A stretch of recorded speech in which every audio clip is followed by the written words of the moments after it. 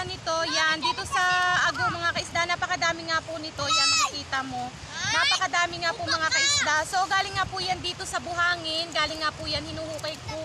O nga po nga mga kaisda. So makikita nyo mga kaisda, napakasarap siyang sabawan mga kaisda. Ano nga to mga kaisda ang tawag dito sa ating ruha. So napakadami nga po yan at malalaking mga kaisda. Akin nga po hinuhukay mga kaisda kasi napakasarap siyang sabawan mga kaisda. So sa mga katulad niyan po, makikita talaga siya sa ilalim ng buhangin mga kaisda. Yan, napakadami na nga mga kaisda. Ito nga po ay hinuhukay lang namin dito sa buhangin mga kaisda. Napakadami nga po nito paghapon dito kasi syempre nagasulputan siya paghapon mga kaisda. Yan, makikita mo, napakadami na nga po namin nakikita. Yung iba po, napakadami nga po at malalaki nga po hinuhukay namin. Syempre hinuhukay namin para pagdating sa bahay, may ulam talaga kami mga kaisda. So comment lang po mga kaisda kung ano pong tawag dito sa inyo yan. Napakadami nga